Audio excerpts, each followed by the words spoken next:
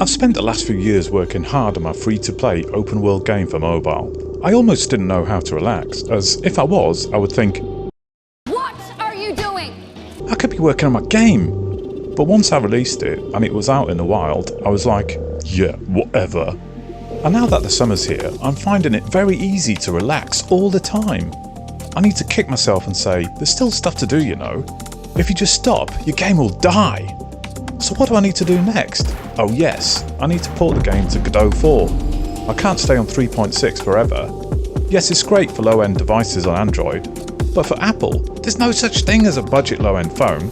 They're all high-spec, perform really well, and generally brilliant, even the old ones. So let's get a groove on and port the thing to Godot 4 before I switch to my next obsession. So, focus. I made a copy of the project and let the Godot 4 automatic upgrade process rip through my code. It sort of worked, but it was far from perfect and left lots of syntax errors and bugs all over the place.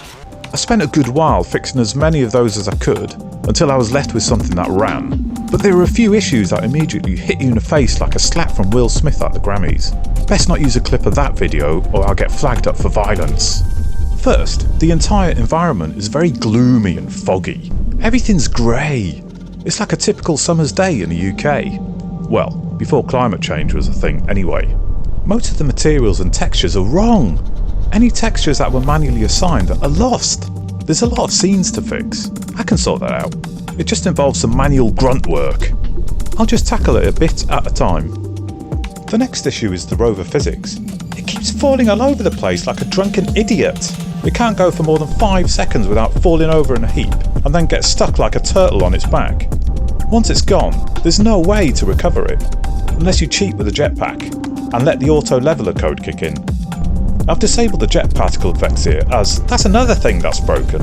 In fact, the use of particles everywhere in this game needs complete overhaul, as they look like this, instead of this.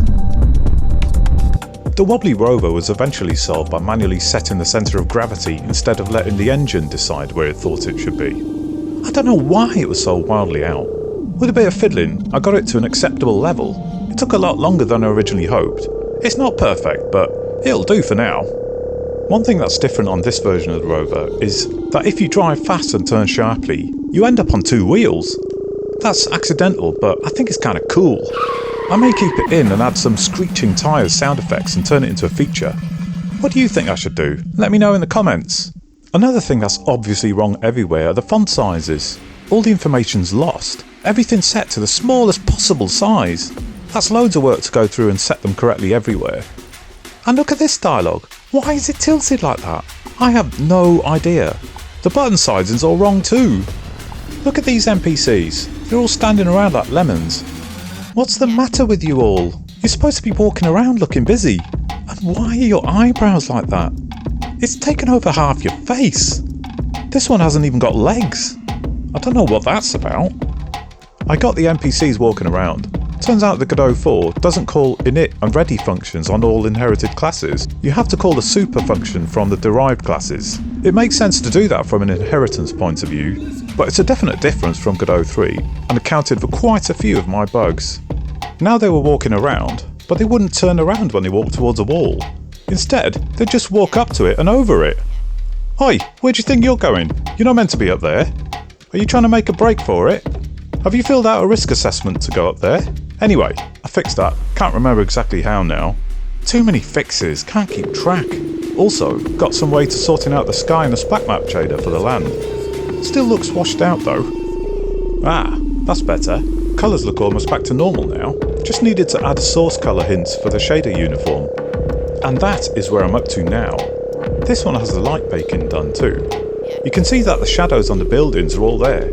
I can't use real-time shadows on this project as it requires too much compute time on mobile. Bake shadows is the way to go according to the documentation and my own performance tests. Otherwise it runs like a dog. An annoying issue I found with the Baker is it just doesn't work with a mobile renderer. You have to switch it to forward plus renderer, do the bake, then switch it back to mobile. And then it's fine. What's that about? I don't know. Another big difference between Godot 3 and 4 are the physics implementation. This one doesn't have any tunneling problems when fast moving objects go through walls or the ground. If I drop the rover from a great height here, When it hits the ground, it just bounces a bit and stops, like you would expect. But in Godot 3, the rover tunnels through the ground and falls forever into empty space. Freaky. This is because the physics processing can't keep up with what's actually happening in the world. It doesn't even have to be dropped from very high, just 10 meters will do it. This was quite an annoying problem, but I ended up using it as a feature to detect if the rover had fallen from a too great a height. I put in code to detect if the tunneling had happened, then reset to the last good position and let the rover break into 100 pieces for dramatic effect. You've got to work with the engine, including its flaws. Now the physics works better, I'm going to have to put code in to detect if the rover has fallen from a too great a height and fall apart in the same way. I may end up having fall resistance as an upgradable item. Yeah, I think I'll do that. While we're talking about collision, I've noticed that there's one or two buildings that seem to have lost their collision shapes. Look at this entrance. I can drive straight through the wall without opening the door. That saves a ton of time in testing. Would anyone notice if I left it in there like that? I bet the vast majority of people will stop at the control panel to open the door properly without thinking they can just drive through the wall. That one's okay. That one too. Just the entrance for some reason. Anyway, that's where I'm up to. There's still a lot more work to do as you can see, but I'm well on my way now. I'm hoping to use some of the new features in Godot 4 to improve the game. We'll see how I get on. You can check out the current version in the App Store or Google Play with the links in the description, if you dare. Please give me a thumbs up and subscribe if you liked the video. See you in the next one.